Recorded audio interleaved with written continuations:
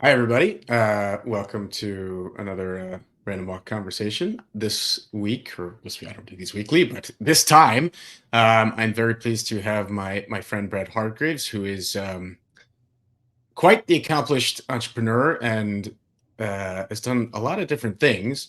I'm not going to even give the full background, but just very quickly, and Brad, for if I miss something important, Brad, you founded General Assembly, which is a coding school, Common, which was a co-living business. You also have a video game, right? A sort of a game company, game studio, the name of Yes. which is eluding me at what is it, plate crafting, and now currently have been publishing on Substack, writing about real estate and technology, thesis driven, right? Correct. Is that generally a fair summary? Okay, That is so it. that's a lot of different things. Random Walk likes generalists. They like easily distracted, but nonetheless reasonably focused people when they buckle down to it. So is there a common thread that runs between General Assembly, Common, thesis driven, play crafting, all of these things? Like, what is it, if there is one? Well, that's an easy question. No. Okay. First, No thanks for having me on competition. the show. Really Sure. happy to be here. Been a big fan of Random Walk for a while, so it's awesome to do this. But no, there is really no common thread that unites those things. I mean, there's certainly, you look at a number of them, kind of this intersection of, you know, the offline environment. How is the offline environment enhanced by the power of the internet, online connectivity? Um, and you could piece together pieces of that, and happy to talk about, what that looks like. But, I don't necessarily go into, joining the board of an organization, starting a new company, whatever, and say like, ooh, how does this fit into the broader pie? Maybe I should, but I just don't Not really look. necessarily. I mean, so how did you choose these things in particular? Like, was there an aha moment? Was there is there some thread of like intersection of stuff you like, stuff you're good at, and this was in that Venn diagram somehow? Well, at any point, it's just like seeing a need. So I'll actually start with gaming. I've been building and working on games since I was a kid. Grew up in the very rural South, where there wasn't a lot to do other than play around with computers. This was in the early mid '90s. So I was Was that building a competitive advantage? being from the rural South. Well, it's certainly, it's hard. History is an experiment that's only run once. So it's always hard to look back at your past, at your upbringing, and say like, oh, this directly led to this other thing that happened. That's always tough. But like, I think it's certainly different than the way a lot of entrepreneurs, a lot of people I interact with on a regular basis. Certainly different than the backgrounds they had. So yeah, I started building games. Built in college, actually a pretty successful game. Turned that into a game studio. What was Um, the game? it was actually one of the early casual, massively multiplayer online games. It was Okay. called we called it Go Cross Campus. Doom. Eventually became Oh, known as yeah. Pick Teams. It was very focused on like rivalries. We had these big tournaments. Had this idea we were democratizing sports, and some of those tournaments started, gaining traction on college campuses in particular. Um, and built that over a number of years. Got crushed by the GFC in 2008, which was definitely a painful and educational moment. Didn't know How what I was. did that? Why did that kill a game that was focused on? I mean, if there's any evergreen, or at least up until recently, like college students are evergreen, right? They come and go every year. Yeah, it was the monetization side. Unfortunately, we were sponsorship based. This was kind of before microtransactions were really a thing. In hindsight, we would have been probably smart to pioneer that, but it was kind of hard to see what was at the time primarily a business model that was only popular in a handful of East Asian countries. Hard to see that that was going to port to the United States, even though it became huge about 5 years later. Um, Back then, the business model in games was either ads, or more commonly, there is a box you buy at GameStop that costs $60. We definitely didn't fit into the latter bucket. So we kind of used, once again, using the sports metaphor, we went out and signed sponsorships, which was It's Easy in With who? With 2006, not easy in 2009. right. And you were doing this. You were at Yale, right? You were an undergrad at Yale. I was an undergrad at Yale. Yes. So you built this at Yale like as a side project. Like this is something you Yeah. did on nights and weekends. I mean, I guess that's a question of how much attention you're paying to your classes. But yes, I was a full-time student as well when I was building it. Um, and then were you an early adopter of Facebook? Like it's around I that was. that I time. was. I was on Facebook in 2004. I think it was one of the first 10,000 users. Nice. I was also very early. I was the fourth user at Penn. Um, the did you like learn any? Was there some parallel? Like, did you see? I guess a few questions. Like, did you anticipate how big Facebook was going to get at that point? And did you see some parallel between what you were doing and Facebook? I don't. I would be shocked if anyone, including Zuckerberg himself, saw how big Facebook would get in summer of 2004. At the time, it had under 10,000 users. It was just on a handful of college campuses. The main features were, list your classes, and there was Loved that feature. like a wiki thing where you could, just edit other people's walls. So the idea that it has now billions of users in countries that at the time had extraordinarily low internet penetration. I mean, there are more users of Facebook today than there were users of the internet in 2004, possibly by an order of magnitude. Yeah. So I think it'd be hard for anyone in summer of 2004 to think about what Facebook would be almost 20 years later. But yeah, I mean, we looked at what we were doing and said, hey, we were at the time going college by college too, kind of trailing Facebook by a few years. So of course we looked at it as a comp of, not just strategically what to build. Maybe we should have looked at it more strategically, but more tactically, like how do you go about acquiring users in that way? So how did you even like think I'm going to build a business at this point? Like when I was in college and I grew up in New Haven, like the idea of building a business was pretty foreign, right? Everybody just accumulated degrees. That's what you did. But the idea that in college, like how did you know what to do or where to start? Did you have Well, advisors? Like did you have yeah. I didn't really think about it necessarily as building a business. You start working on things, you run experiments. A roommate and I, we actually bought card catalogs from the university. There's big wooden things that back before the internet, back before the libraries had computers, you found books by like going to a card catalog. You pull out a little drawer, you pull out a card, everything's alphabetized, and the card tells you where in the library the book is. Um, in 2004, 2005, Yale was getting rid of all of its old antique card catalogs. A friend and I bought really as many of them as we could. $50 a pop is, I think, they're what they're being sold for. And we discovered that you could sell them for thousands of dollars a piece on eBay.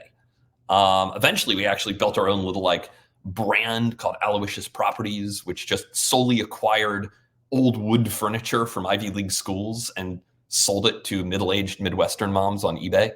That's amazing. Why Aloysius? Well, we thought it sounded old. It does. It definitely does. Yeah. That's pretty much it. Print little certificates of authenticity on each one.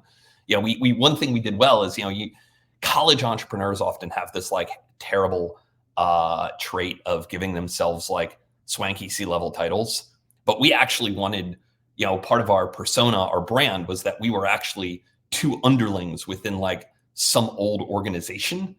Right. So we gave ourselves like very, very menial titles of like, procurement coordinator and something else. And that was Aloysius Properties. That's amazing. Did you attend to your studies at all, or was that just kind of like a thing that was that the side hustle? I would say I did not, and this is a controversial thing, but like I did not enjoy the core college experience. I didn't really have a social life. I didn't go to parties. I just like built weird businesses. And that was pretty much my college experience. And I didn't do that out of any sense of rebellion. I was just like an awkward Southern kid who was really out of place at Yale. Huh. So why did you go? Just because it was Yale? I mean, good enough reason, but yeah. I don't even remember anymore. And was the aspiration like I'm going to build a business and get super wealthy, or was it just like this is really fun, or both?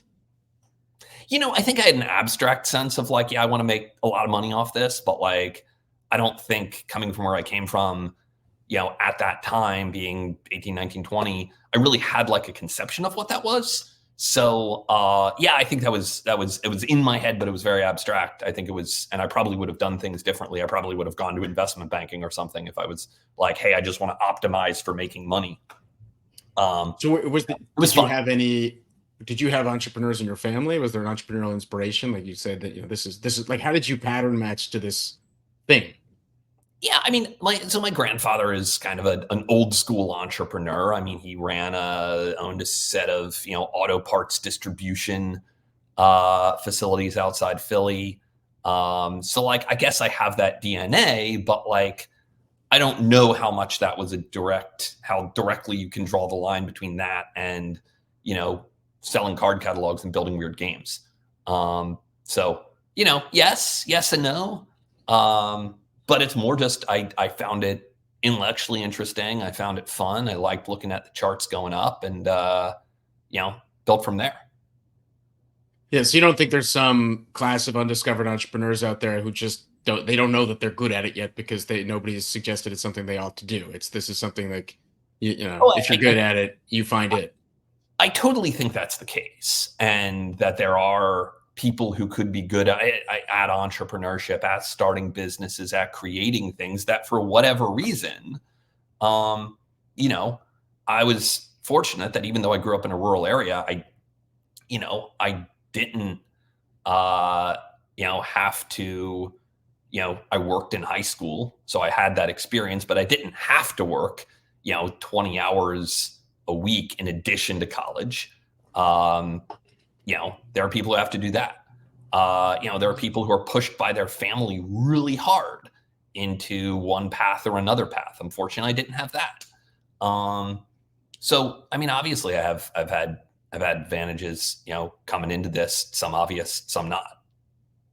Are you like? Do you consider yourself a uniquely strong generalist? Like, is that a secret power? I don't know about uniquely strong, but for better or worse, I am a generalist. Have you at any point where you're like, I've now bitten off more than I can chew. I'm operating in a domain that I'm head over skis. I wonder about that all the time. But it's not a very productive notion. Yeah, it's true. I mean, right. I mean, there's some element. Yeah, no, fair enough. Do you hire generalists or do you hire domain specialists? Um, Look, I'm a big fan of like athletes, really good generalists. But a lot of it's staged and situational. What I'm doing with thesis driven right now. I mean, pretty much everyone I bring in is a specialist. They bring some skill set I don't have. I mean, we don't have, we're entirely self-funded, running off cash flow. We don't have the budget for a lot of really strong generalists running around. But So what, go ahead. You look at an early stage venture business, like I want to be surrounded by really strong generalists with a handful of specialists mixed in as well. So it's so situational. At what stage, like, do you hire a generalist, I guess, or for what? Like, in other words, like, I also, pretty proud of my generalist, but and when I think back, like when I've done hiring, it's almost always been for specialists, for like you hire for need. Here's a thing that I need somebody to do, and I want somebody who's done it before, and this, that's I often joke like, maybe I wouldn't hire myself. I don't know what would you have the same? Once again, it goes back to it's situational. So like if I'm building a company and somebody says, hey, Brad, here's $5 million, like, go get product market fit. The first person I'm hiring is probably a generalist, somebody who can help me kind of assemble that initial team, a chief of staff like figure, who's going to be my right hand in that journey. So that's why I say it's like an extension of your brain. Yeah, exactly. Because you're so rate limited at that stage by just your decision making capacity, your ability to execute, that you need probably one more generalist at a really early stage, versus if you say, hey, we're building this off cash flow. We're really running a lot of quick experiments, seeing what works. There you need just-in-time specialists. So it's interesting, like, so do you have a secretly, how do you work? Like, do you have a secretly productive habit? Are you, I don't know, or vice? Are you a short meetings guy, or lots of long focus time, or no meetings, iterate live? Like, what's your, what, how do you work? How do you get shit done? Yeah, I mean, I think one of the unique things about, shifting my focus, leaving Common, we hired a CEO there about 18 months ago. I stepped out of day to day there about 9 months ago, and my schedule has totally changed. I've had to carve out that time for focused work. A lot of what I'm doing right now is either writing thesis driven, editing guest letters, working on our developer database that we launched about 8 weeks ago. And it would be totally easy for me to fill my time with meetings, going to coffee meetings, jumping on Zooms, etc. But and especially since I live in New York City, it's very easy to just walk outside and meet somebody. But that's not necessarily the best use of my time. And so Sure. I've been trying to mix and carve that time out where it's okay, cool. I get a 2-hour block of focused work where I can think. That's the other tough part is, not just doing the work, but making sure you're doing the right work and having that time for strategic thinking. And, I've got 2 young kids now, which, it's both a good thing for productivity and a bad thing for productivity. Obviously a bad thing for productivity in that I want to spend time with my kids. They take up a lot of time, a lot of focus, a lot of energy.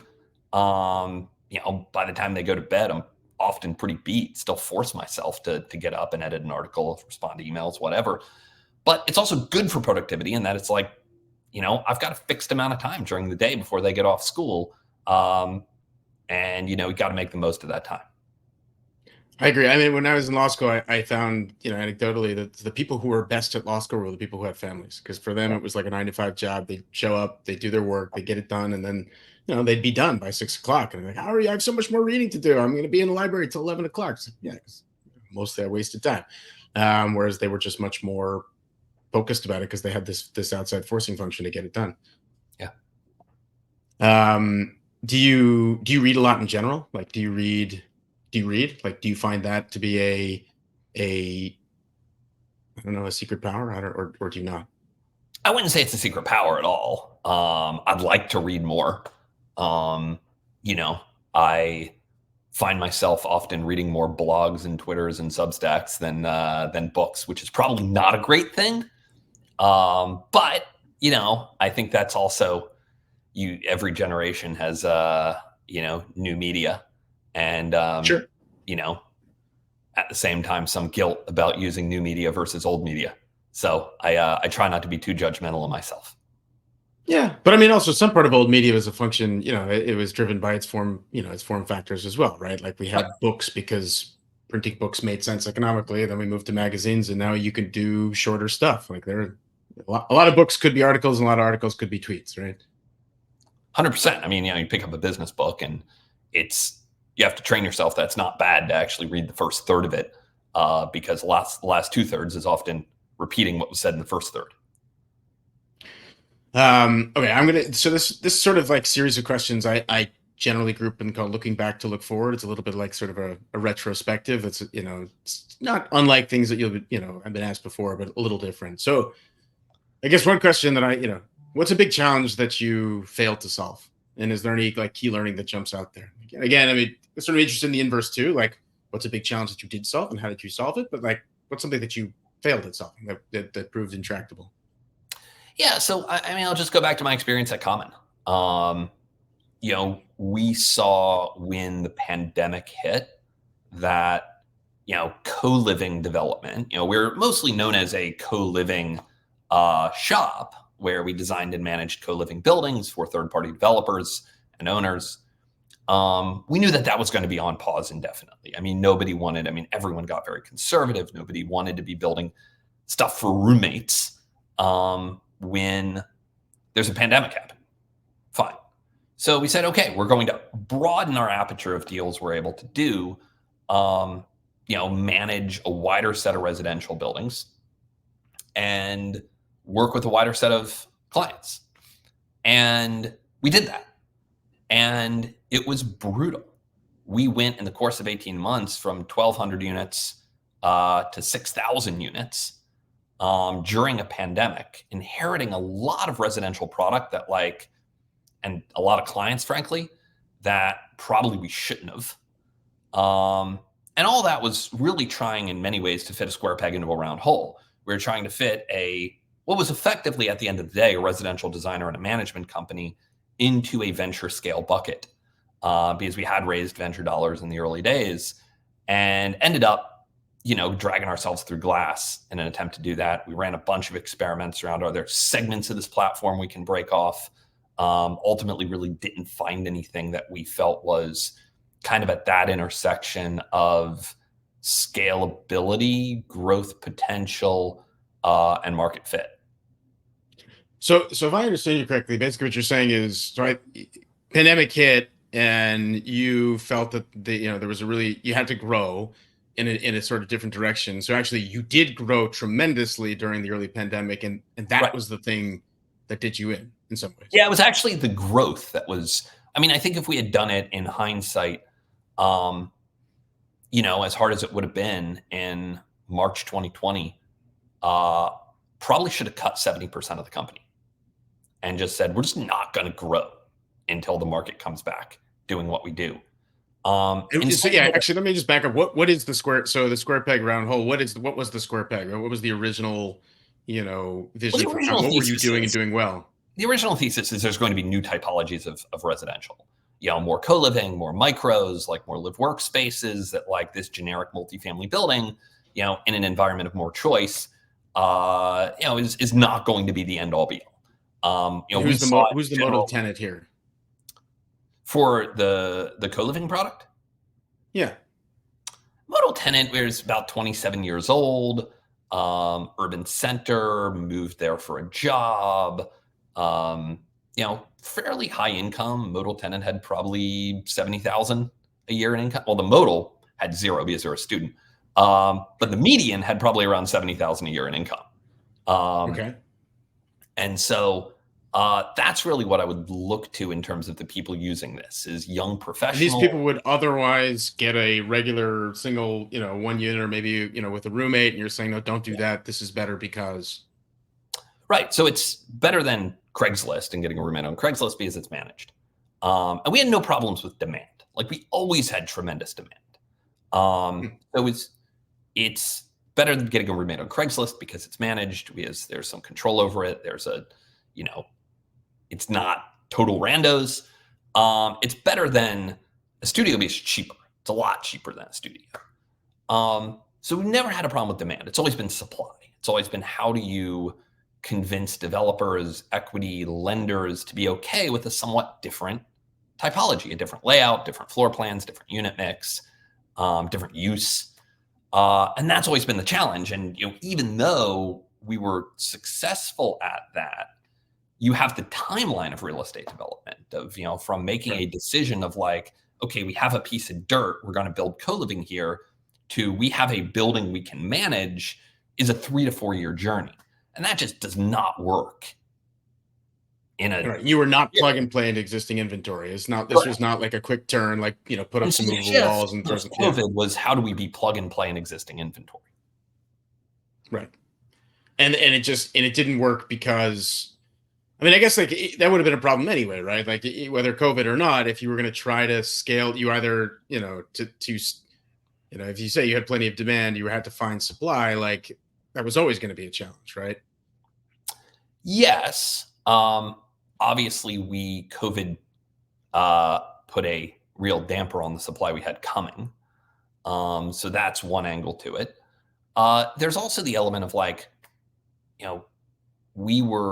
this would have worked without venture dollars. If we had said, okay, we're going to go market by market, maybe angel private capital funded, maybe we go an opco propco route. I think it would have been a very different story if we could have been a lot more selective with the inventory we managed. We could have been a lot more selective with the clients we took on. We wouldn't have had quite the same growth mandate that you have in a venture-backed setting where you really do need to like 2 to 3x every year to keep on track to get the outcome that's going to get your capital the return it wants. And that's tough. That's tough in whenever you're touching sticks and bricks. Did you ever think, or do you think now, like, okay, I'm going to do this a more old-fashioned way? I'm actually, this is my thesis. I'm going to raise some money, and I'm actually going to build and develop around this. I'm going to, I'm going to build supply bespoke. Oh, you mean like raise real estate capital? Yeah, like actually build the inventory that maybe that's the opco propco version that you were talking about. Like actually, the inventory, rather than try and plug and play with existing inventory, which is built, very differently. It was like, actually, I'm going to do a ground up development that is, that is suited for this. Yeah, I might do my own development at some point. I mean, I've backed a couple of people I know and trust, in doing other developments, kind of as an LP. So I might do it at some point. Probably would not do co-living, not because I'm bearish on it. I just think my interests have changed. When I started Common was almost 9 years ago. I was at a different stage in my life. So I think my interests have changed as well, and kind of what gets me excited from a development standpoint. I want to put a pin in that because I want to come back to it just quickly though. So in terms of the Common, was there, I guess more specifically, like, is there, what would you have told yourself, like your 2015 self, like, as you're getting into that business, like what would you have, what advice would you have given yourself? What do you wish you knew then that you know now? Yeah, I mean, I think staying away from, venture dollars for a brick and mortar business, or trying to build a business model and iterate quickly in a way that gets you to a business that is not dependent on real estate development.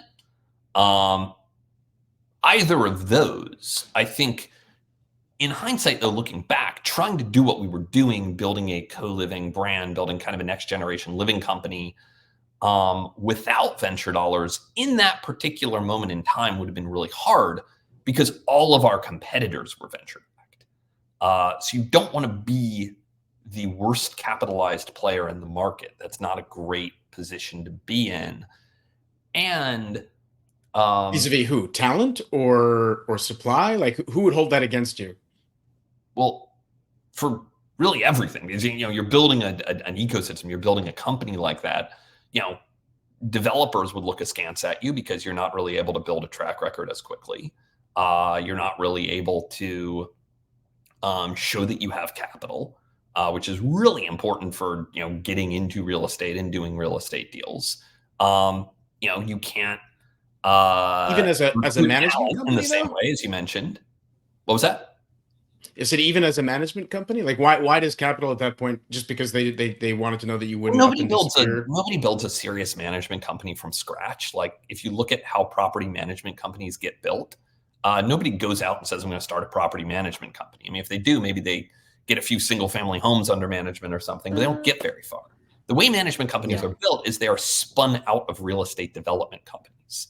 You have a real estate developer who says, okay, I'm managing my own properties. Hey, I could pick up some fees by managing other people's properties too.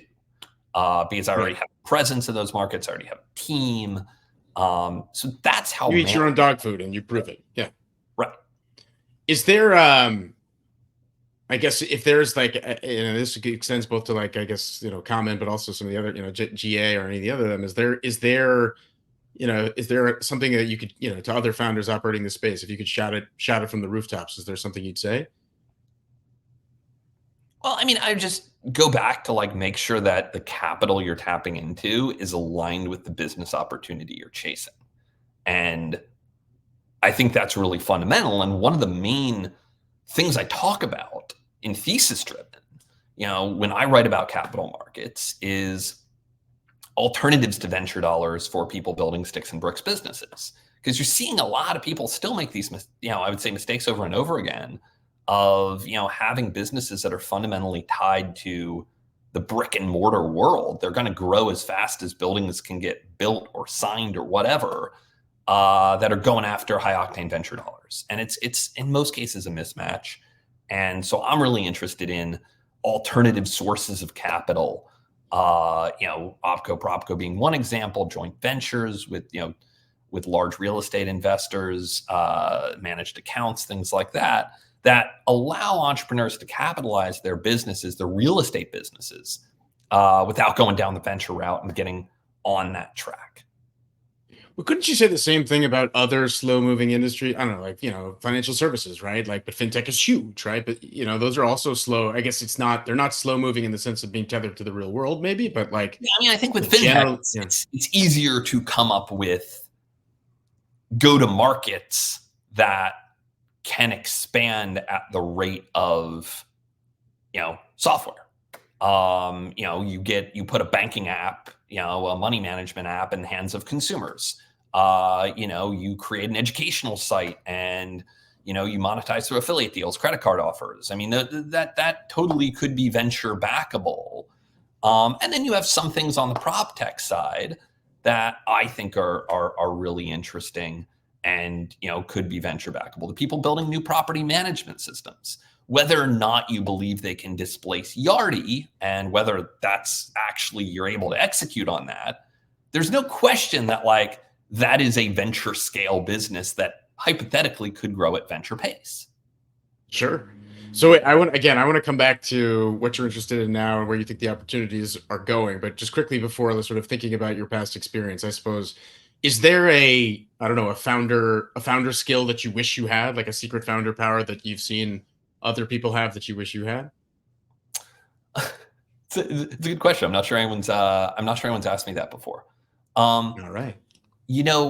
One thing I really admire from certain founders that I see, is the ability to really make hard decisions very quickly. And I've trained myself how to do that. Of I need to do, whether it's you need to, someone isn't working out, you need to part ways, whether it's doing a layoff, whether it's pivoting a product. I've trained myself to do that, but it's still really hard.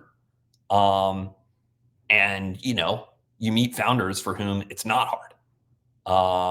And I don't know if that has to do with some fundamental lack of empathy or the ability to check that at the door or whatnot. But it is a skill. It is a absolute positive when you're talking about the ability to build a business from scratch. I don't have that. So, You can so train it's not yourself. hard decisions specifically. I mean, it specifically mean like firing people. Well, that's the most obvious example, but it's certainly not the only one. So I mean, You there's can talk all about kinds of trade-offs you think about, like what products to build, like where do you allocate capital next, right? There's always a zillion ideas of what you ought to do, right? What's the LinkedIn cliche strategy is deciding what not to do. right. But is that the kind of decision like that they make quickly as well, or is that not? Yeah, Sure. I mean, that could be, killing a product that's not working. That doesn't necessarily have to be firing people. Um, you know, you can train yourself to do that, by looking at a lot of examples and understanding how those decisions are made. But obviously easier if that comes naturally to you. right. I do wonder sometimes how much of that is just survivorship bias, right? Like they make decisions quickly, whether they're good decisions or not. It's a little hard to I mean, tell. some of this is Um, survivorship bias. I mean, a lot of this is the meme image of the plane with the red dots on it. yeah, I think you see a lot of crazy entrepreneurs, people who just make rash decisions all over the place. Um, and some of them are really successful. And I think that is partially because if you are, and I'm just talking about risk aversion here. I'm not talking about making hard decisions. I think that's different. But just look purely like a risk aversion spectrum. Most people who, let's say, make $100 million are like, all right, I'm good. I'm going to hand this money to a wealth manager. They will invest it thoughtfully. I easily will have 3 to 5 million per year that I can live off of for the rest of my life. And, maybe I'm going to play around with stuff. Maybe I'll do some philanthropy. Maybe I'll sit on some boards, but they're pretty much done. It yeah, requires a special type of person to say, nope, I'm going to double down, get to $500 million, get to $1 billion, and then say, nope, I'm going to double down again. Because you don't just like one day happen into $30 billion. You encounter a lot of steps along the way to take chips off the table. Yeah. So it takes a certain type of person to not do that. And you don't read as much about the people. I mean, sometimes you do. The people who kind of get there, double down, and then lose it all. Well, so how do you and lose it all, and then even come back again? Like, how do you explain? I mean, I have a model for explaining Adam Newman and things like these guys who crash and burn and then come back, and it relates to the same thing. I mean, I think there is certain. If you were realistic about your chances as a startup founder, you wouldn't do it in some ways, right? Because the odds are so stacked against you. You need some kind of sociopathic level of delusions, or delusion in your own ability, or something. You have to believe in yourself in a way that if you were being objective, you couldn't, I would think, right? I mean, you talk about Adam Newman. I mean, Newman is such a weird example here because, okay, great. He got 10 figures walking away from WeWork. And he went and did with that what initially a very risk-averse person would do. He started buying stabilized multifamily buildings. And he bought a bunch. It's a hot new strategy. Yeah. Hired some people, built a family office. Like, he did exactly what a risk-averse person would do. And then he went and started Flow. And I think the devil is in the details here of how much did he roll his multifamily portfolio into Flow? How is that structured from a venture perspective? And, I don't have those details. So it's hard for me to know, like, how much of this is him, like, really going back in and doubling down and all that versus just like a really savvy way of getting a little bit of upside on his very conservative portfolio that he went and bought. Yeah. But I think the other thing about Newman is, like, regardless of his success or failure up to this point, the one thing that I think, can say with a high degree of conviction is, like, the guy's, he's got charisma. He's built an amazing brand. He inspires. And, like, if that's in some ways the attribute sometimes that these companies, that success is selecting for, is just like this ability to inspire beyond what, a normal, reasonable person ought to be inspired, right? Is maybe that's the thing. And maybe that's why it makes sense to keep betting on it. Oh, 100%. I mean, I actually feel like I totally understand why Andreessen bet on him again. And it has to do all with venture power law. Like, if you're a venture firm, you really don't care that much about the 40 to 60% of your companies that are going to be zeros or 1Xs or maybe 1.5Xs. You care about that set of companies. What you really want to do is get that 10X, get that one company that's going to return the entire fund. And in order to get that 10X, you kind of have to bet.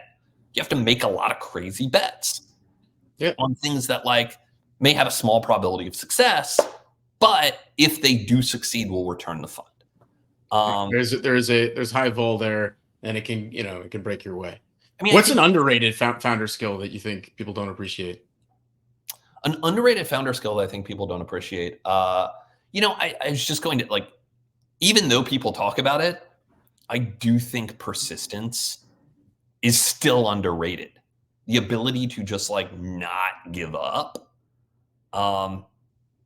is 100% underrated as a founder skill, even though people talk about it.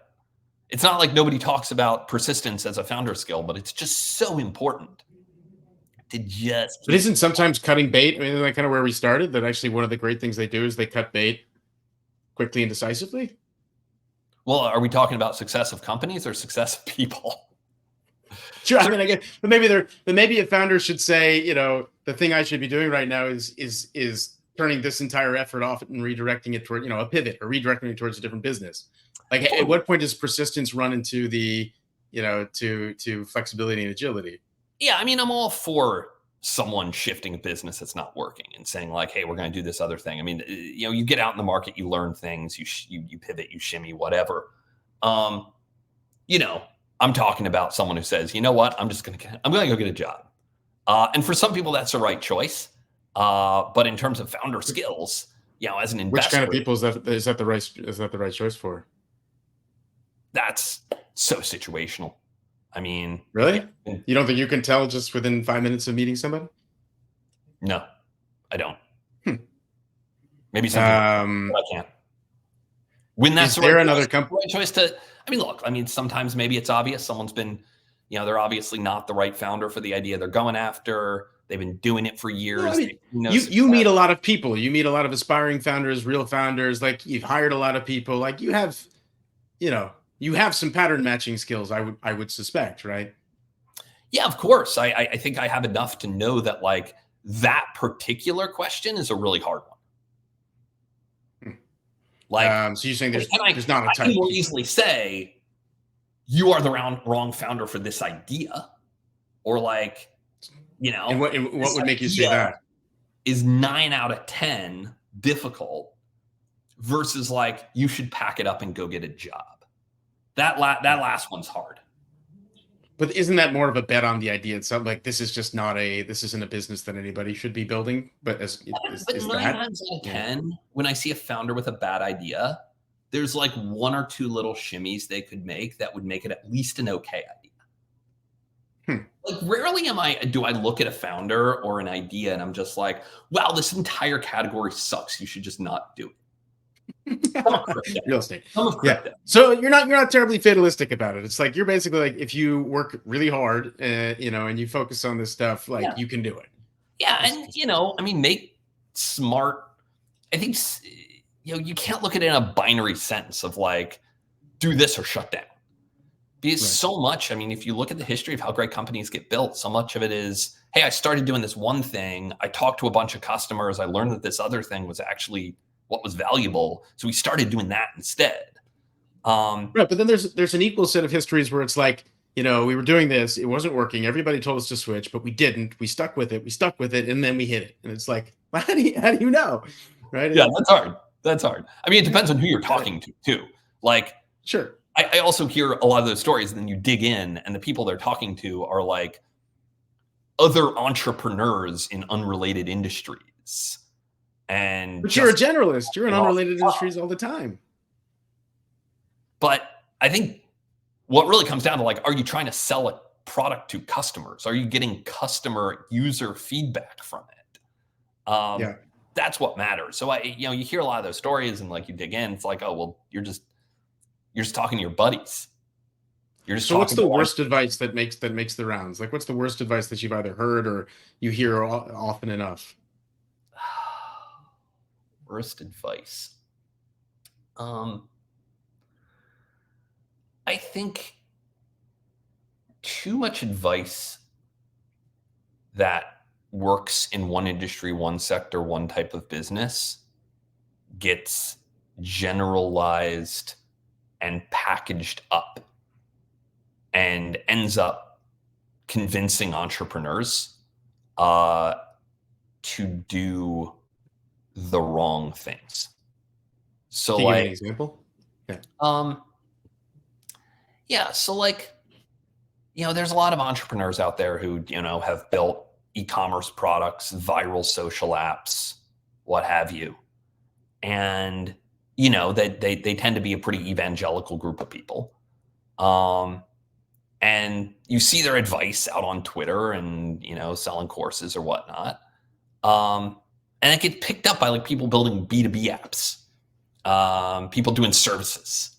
And they're trying to like employ those same techniques. And it just doesn't work. And so a lot of what I try to avoid doing is giving kind of overgeneralized advice to founders that is specific from certain business. I've built businesses across consumer and enterprise, but like, and the lessons from those are very different. And if you try to employ kind of one set of lessons from one business into another, it's not necessarily going to work. And so you see a lot of, tactics and strategies get used. And I just encourage founders to like think about where that's coming from and the traits of the business that inform that particular feedback. Did you make any of those mistakes? Like, did you take, Totally. try to take? Like Yeah, I like mean, we what? tried to take lessons. I mean, General Assembly, did extraordinarily well. We built the largest trade school in tech and design in the U.S., and a big part of that was brand, was building this great consumer brand, and a big part of that brand was about aesthetics. It was about the look and feel of the spaces. It was about the emotions that those spaces evoked when you walked in. And we tried in the early days of Common to like poured a lot of those lessons to a frankly like value oriented housing product that was targeting people who were looking for affordability first and foremost. And we found out pretty quickly that like a lot of the brand constraints that we had put on ourselves, lessons from General Assembly, didn't really work. I mean, people wanted affordability. A great example is like in all of our original buildings, we forced developers to use real hardwood floors. So we're like, we felt that looked a lot better than LVT. But it drove a lot of cost. I mean, it really increased the cost of developing common co-living. It turns out people didn't care nearly as much as you Turns thought out they people would. didn't care. Like we started doing buildings with LVT because we took over some competitors' buildings, and we started working with developers who that was a requirement of theirs, and nobody cared. They moved just as well as the ones with the hardwood floors did. Do you have any mentors? Like, do people, what's your view of that generally? Yeah, no, I'm very positive on mentors. I know a number of people in tech I go to on a regular basis. People who have been investing in multifamily for a long time. That I talk to regularly about kind of what specific things I'm doing. I think one thing in this new phase I've had to adapt to is like, there's no one I have yet found doing like building a media business in the way that I'm trying with thesis driven. So I think like you've got to make sure that once again the advice you're getting, the mentorship you're getting is situational in the right way. So what do you mean by that? Like the way that you're building it, dig into like what are you, how are you building it? Like what makes it different than other kinds of media businesses or what other people might think? Yeah, well, first and foremost, we're subscription based. We're not advertising based. We have a subscription on Substack, but we're also building other products too. So it's using that audience that we have on Thesis Driven, and we're launching actually a podcast in the first quarter as well, where we're featuring some great real estate leaders, some people I've known well, who've been great giving me advice and shaping my view of the real estate market.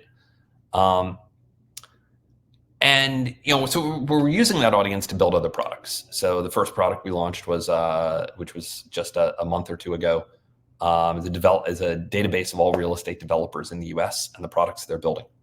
We saw this as a real need. The only places that you can get that data right now are really expensive databases like CoStar, Real Capital Analytics. Even then, they're not really designed for finding developers per se, versus sites. So we wanted to do something that was a lot lower cost as well. Who's the user here? This is I want to invest in the strategy, so I want to know who's doing it. Like who's looking, who wants Usually to use it? the investors, one, they have the budgets, and two, they need the data coming from like a CoStar or an RCA. This is primarily vendors, people selling into developers, Interesting. and brokers. We have a lot of brokers who use it as well. You have a site, you're like, this would be great for medical office. You need to find every medical office developer in the US Southwest. This is a great place to do that. So we built that over the past, it's also entirely handmade so far. We have a team that actually does all the data entry, scouring press filings, et cetera. So we decided to avoid at this stage going down the AI scraping route, just because we really, really valued the quality of that data set. There's other places here, out there where you can go and look for, people developing, but you're going to find a lot of architects, you're going to find a lot of contractors, you're going to find a lot of investors, people who are not really the GPs in development projects. Right. the actual expertise there. So Right. I'm gonna switch gears for a second. So just talking about like I guess real estate, prop tech, VC generally.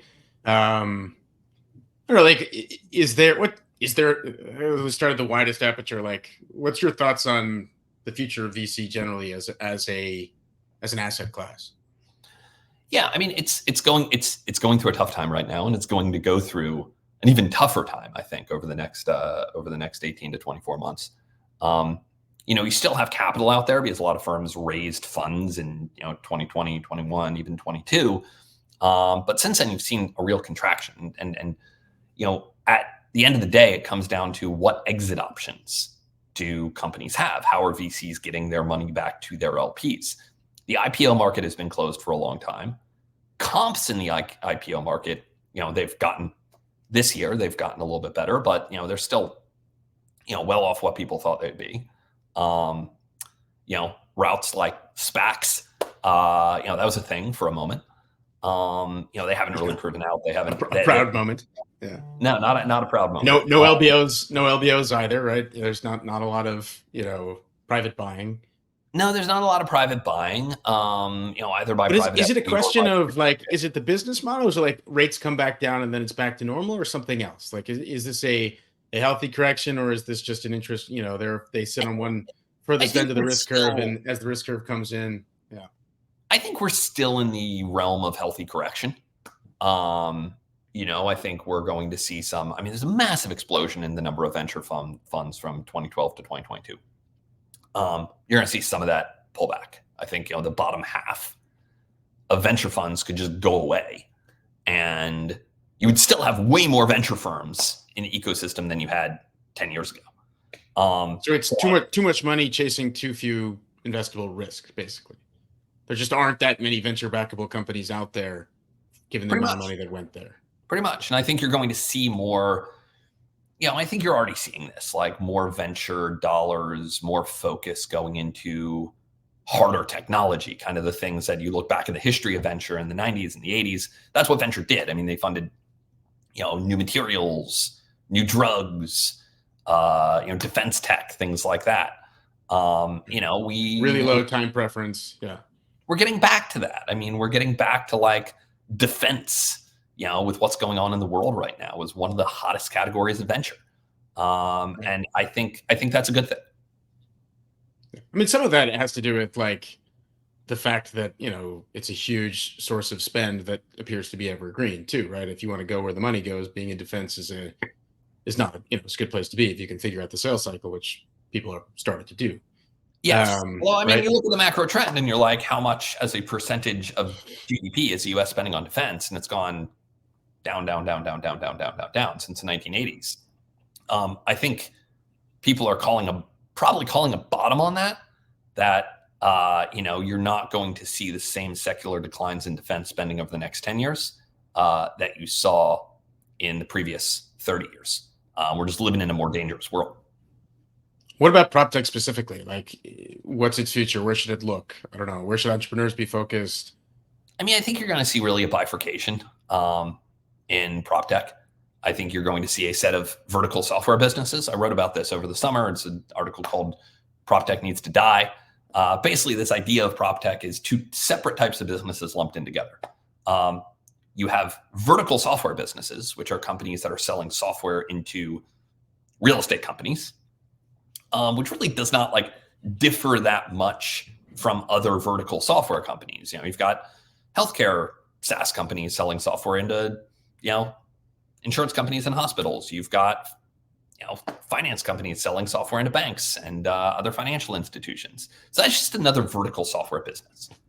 On the other hand, you have all these companies that are trying to innovate in the built world. Co-living obviously is included there, but it also includes a lot of what's happening in single family rental, in short-term rental and hospitality. There's also a number of things I'd lump into this, which are basically financial innovations. The Picasso, Picasso is a great fractional. sale leaseback companies. There's a whole plethora of these. I did it. It's the most complicated article I've written on Thesis Driven. I did a deep dive into all these companies building new financial products for single family homeowners and buyers. which has just been a Cambrian explosion of these strange, like, whether it's fractional ownership, co-investment, rent to own, sale leaseback, and that kind of, maybe it's a third category of prop tech. I think these are going to break apart and they'll all have their own financing sources. Do you even think, like, when I see some of that stuff, a lot of it seems like I'm going to take 2 quarters, I'm going to break it into 5 nickels or 5 dimes, and I'm going to give you back $1 somehow. Like that, I don't, or do you think there's more to it? I think those are reasonable businesses if properly capitalized. Fractional ownership is a thing. Timeshares are a thing. They've existed for a long time. People make money doing them. The idea that you're going to create a better tech-enabled branded version of that doesn't seem crazy to me. Does it need to be venture-backed? I don't know. Probably not. It's a better version of an existing business, but this is not a transformational thing. I think there's a lot of snark out there that every time you see one of these businesses, people are like, oh, the tech bros reinvented this. But like, that's always happened. You've always had like incremental innovation in business. That's been a thing for time immemorial of like, you want that kind of creative destruction of new businesses coming out, iterating on existing models, improving those models, using new technologies. That doesn't mean every one of those businesses is venture backed though, and deserves venture dollars and is going to grow at a, 50+% CAGR. Right. And also the other piece of it is though, like financial engineering is not a domain expertise that the industry is lacking, I would think, right? Like it's not like they know how to, do the math and crack a spreadsheet to fractionalize ownership, think about the unit economics around that as well. Right. So, I mean, I think that's the other part of the objection is like, it's one thing to say, we can build technology or we know how to scale something in a new media environment, whatever it is, some secret sauce that the industry doesn't otherwise have. But financial engineering of all of the skills that they have, you would think they would have it in spades.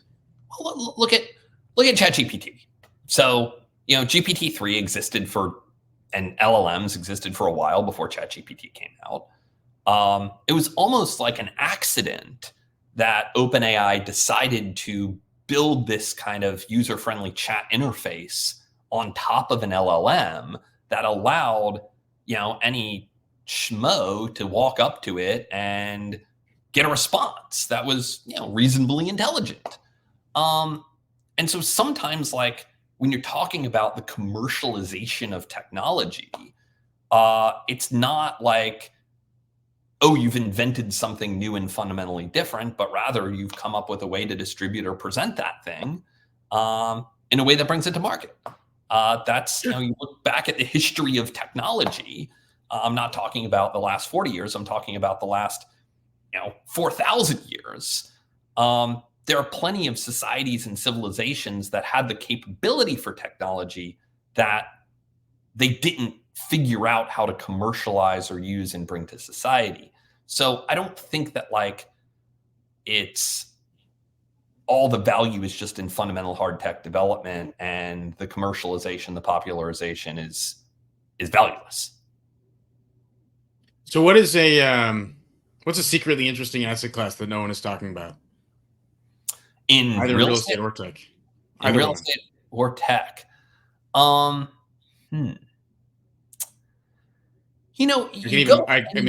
ahead. You go anywhere and it's like you can find a subset of people really jazzed about any one particular thing. And so even if I'm like, oh, wow, it seems like nobody's talking about this, you dig deep enough and you can find a group of people talking about it and very excited about it. That's what I call the iron law of green fields, is that there are no green fields. See, whatever yeah. I mean, we've had a few articles lately on Thesis Driven about small multifamily assets. If you're just talking about like, what hasn't gained institutional interest quite yet, but probably will over the next, 5 to 10 years. Small multifamily buildings, kind of under 100 units, but more than 2 units. I think so. Like Park Slope. Pretty much. Probably not Park Slope prices, but Park Slope style assets probably deserve a little more attention than it's getting right now. Massive, massive category. Historically been very tough to source, manage, etc. So had some challenges, but I think there's going to be a lot more interest there over the next 5 to 10 years. And this is finding existing inventory that was built at the turn of the century for working class families, or people are going to build townhouses like that from scratch somewhere, Both. or both. So where's the geography or sit? Okay, go ahead. I think that the latter, building from scratch, is enabled by some of the recent reforms that have happened in a lot of places. Rolling back single family only zoning, allowing duplexes, triplexes, fourplexes on pretty much any site. Some of those laws come with poison pills that make them not work. But enough of them are getting passed in enough number that, if you were to come out today and say, hey, I'm building a financial firm to back developers going out and building these small footprint buildings unlocked by recent regulatory reforms, you could probably find a really interesting pipeline of deals. Is there an underrated geography or city or township or, that again, somebody's talking about it clearly, but you think that doesn't get enough attention? Yeah, I'm a big fan of Appalachia. Okay. Weirdly. I think there are a couple of trends. One is you have today some of, for better or worse, the most available labor and the lowest wages in the United States. I think we're going to see more nearshoring.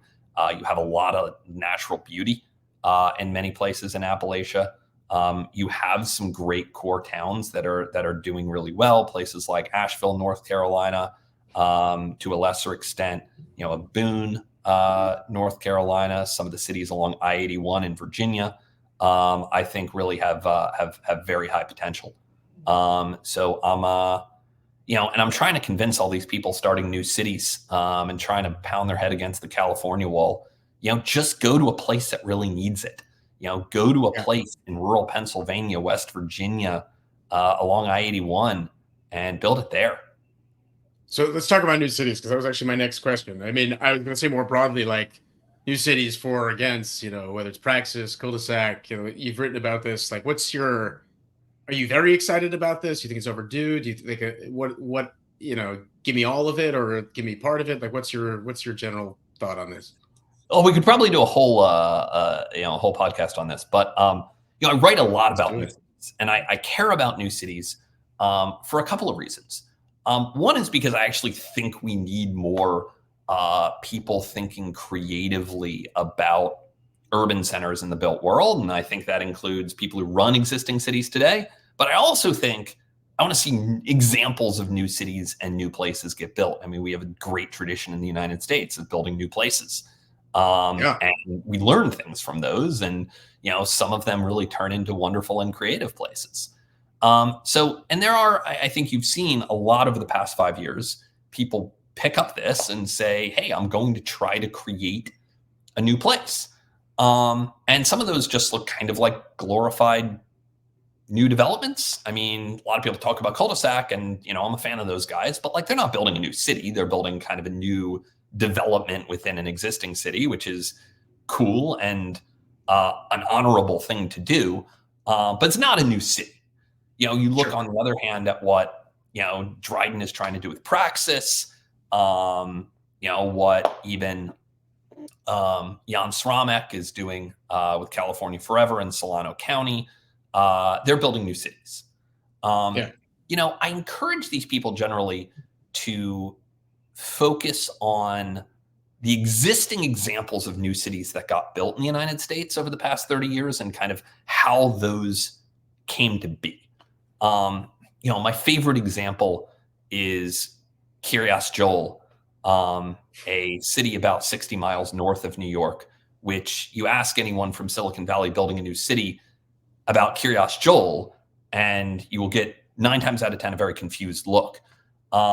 Because nobody's heard of this. It's 30,000 people, 60 miles north of New York, totally isolated.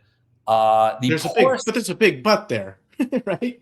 There is, but it's still a new city. They got the first new town in New York State in something like 100 years. Now, Kiryas Joel, it is started by the Satmar branch of Hasidic Judaism from South Williamsburg, started to get priced out there, bought a bunch of land in Orange County, New York, took over the school board. People freaked out. The state of New York gave them their own city, which means they control their own zoning. So, They have an unusually high degree of social cohesion and sort of social network built in, right? Like that's not absolutely. they built a city from scratch, but they didn't build the community from scratch. That they've been working on for centuries. Centuries, but they certainly, yeah. they certainly started with the community. And I think that, when you look at someone like Dryden Brown at Praxis, I think he's doing that. I don't know if you want to say well, but like he's certainly, like, you look at how quirky Praxis is with their messaging and how specific, and like it's a great brand. It's he is. I think he's internalized some of the lessons of that, is what I would say. That you have to be. Well, what about like something like Bentonville or company towns? Like that to me is when you talk about cities being built, I feel like those are more recent models of of cities being built. Totally. I'm a big fan of Bentonville. I was out there touring with the Blue Crane team. That's the real estate development arm of a couple of the Waltons a few years ago. And incredibly impressive what they're building. I mean, they're really building a meaningful city from scratch. And they're embracing principles of good urbanism. They are one of the most bikeable places in the American South for sure. They're building real density. And so I'm a big fan of what's happening in Bentonville. I think, obviously the question is, are they able to attract a lot of economic dynamism beyond just Walmart? And so far actually seems like they're on an interesting and positive trajectory there. What about Florida? Like, Jacksonville, Orlando, Tampa, some of those, like, do you think that's temporary, or do you think that there's enough critical mass at this point where that will, continue an onward and upward trajectory? Will it ever rival the traditional East Coast or Atlantic, or West Coast, cities? I think the fundamental risk there when you're talking about Florida is insurance. And what happens there, because you've obviously seen a massive increase in property insurance rates in Florida over the past 2-3 years. It's true in California too, right? It's true in California as well. I mean, you have massive, particularly for places with wildfire risk. California, you have, there's the angle of like a little more litigious. You have big grand jury awards, things like that in California. Florida, it seems more like objective climatological risk, of which you have some in California with the wildfire risk. But insurance underwriters are not ideological people. Well, let's say they solve. Well, there's a litigation issue in Florida, right? It's a very lawyer friendly jurisdiction for insurance that they've been talking about for a while. But putting aside, let's say you fix that, right? That's an underwriting problem. Somebody figures out how to do it profitably. What about, like, do you think it's possible to create a new geographic beating heart? Like, I write about this stuff all the time. Like, this sort of, we used to have the Midwest sort of was much more of a beating heart than people credit for. Then it sort of migrated to the coast. Is there going to be a further migration away from the coast, or is that just, a temporary blip? I don't think it's a temporary blip. I think you're going to see, more examples of, kind of diversification of where the economic center happens. And I think there's some positives in Florida's favor right now. I think that the concern I'd have is that right now it's taking advantage of the fact that a lot of coastal cities have, kind of zoned themselves out of any population growth. Rents are extraordinarily high. I mean, you're looking at, Manhattan average apartment rents now over $4,000 a month. California similarly having a crisis. So you have these cities that have kind of zoned themselves out of population growth. is Florida going to make the same mistakes? And I don't know the answer to that. And kind of what the appetite is for reform there. I mean, hilariously, you had in both Florida or in Texas in particular, the right-leaning state basically come out and say that left-leaning cities can't be as obstructionist when it comes to housing. In particular, in Texas, they put a 14-day shot clock on permit reviews. So I think you're going to see some really interesting political battles over these questions of zoning and permitting reform over the next 2 to 3 years. Yeah, this is where I make fun of everybody, and I call them my fair weather yimbies. Is there's it's an area of regulation that tends to push against everybody's priors, right? But yeah, but I guess so.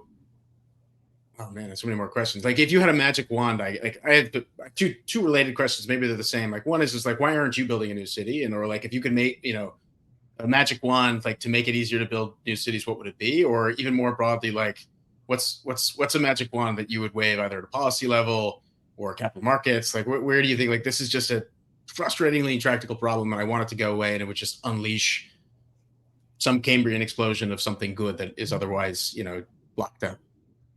Well, I think what I would love to see is more communication between cities and places that need economic development and growth, and people able to bring that growth. I know of one entrepreneur, for example, who has aggregated a bunch of hardware companies that are interested in building fabs and like new factories, and is effectively like going around to cities and places that might be a little overlooked in the United States and saying, hey, if we could aggregate all of this demand into one place, we could really transform that city in a positive way, bring a lot of jobs, bring a lot of value, and create some critical mass from the beginning. And you go to a lot So, like, for manufacturing, you mean, like, they want to build. They're specifically focused on high tech manufacturing, but you could focus on, in theory, any growing industry.